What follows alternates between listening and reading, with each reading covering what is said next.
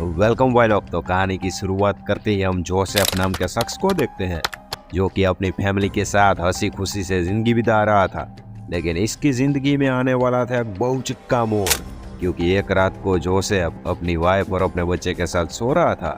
तभी वहां पर कुछ मामू चोर लोग पहुंच जाते हैं जो कि उसके घर पर डाका डालने के लिए आए थे। लेकिन जोसेफ उठ जाता है और उन सभी का पीछा करने लगता है। जोसेफ से गलती से एक चोर के पीछे वार हो जाता है और वो चोर वहीं के वहीं मारा जाता है। दूसरे दिन वहां पर इन्वेस्टिगेशन होती है जिसमें पुलिस वालों को ये लग रहा था कि इस साले जोसेफ ने चोर का मर्डर कर दिया है। इसीलिए पुलिस वाले जोसेफ को मर्डर के जुर्म में गिरफ्तार कर लेते हैं और उसे अदालत में पेश किया जाता है।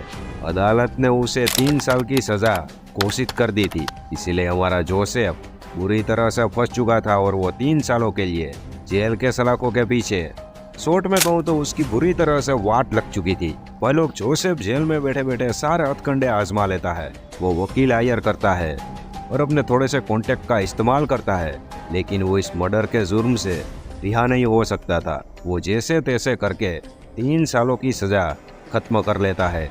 मतलब कि अभी 10 ही दिन बचे थे इसकी सजा खत्म होने में। अगले दिन सारे कैदियों को पेशी से जेल की तरफ ले जाया जा रहा था, लेकिन बीच में ही दूसरा क्रिमिनल काला कांडी कर देता है और वैन में बैठे क्रिमिनल को वो मौत के घाट उतार देता है।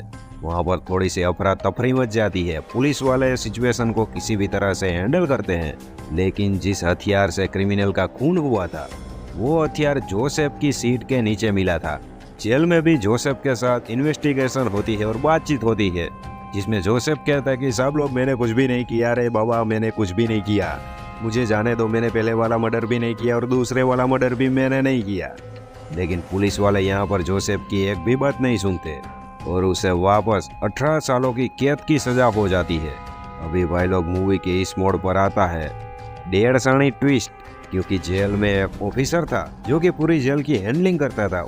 उसे अच्छे से पता था कि जोसेफ ने यह सब नहीं किया है दूसरे क्रिमिनल ने।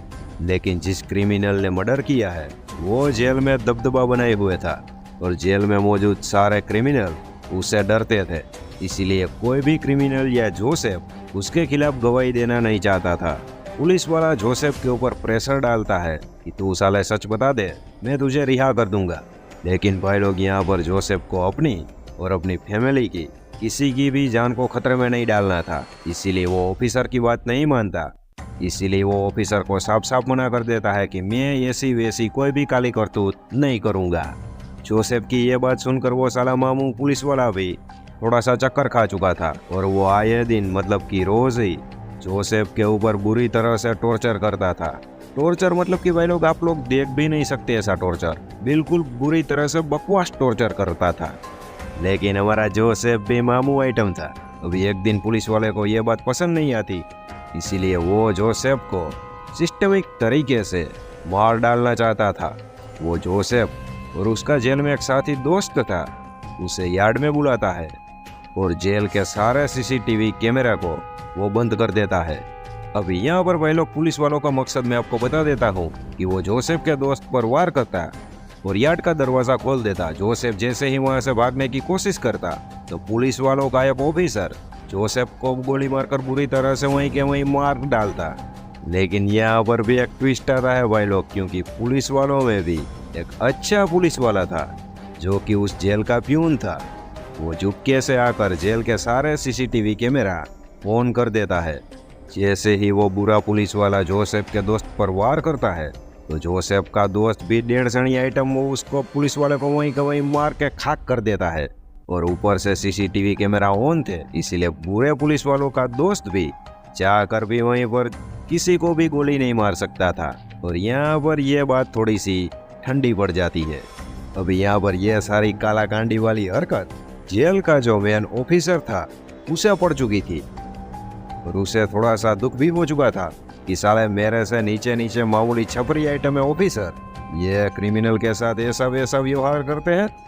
उसे सारी हकीकत पता चलती है कि जोसेफ ने अगला मर्डर भी नहीं किया और ये मर्डर भी नहीं किया, और इसीलिए वो जोसेफ को क्लीन चिट देकर रिहा कर देता है।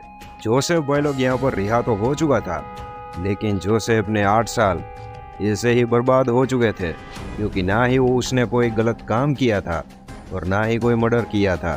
तो भाई लोग यहाँ पर इमोशनल के साथ इस मूवी की एंडिंग हो जाती है। कैसी लगी यह मूवी अपने भाई को बताना कमेंट में।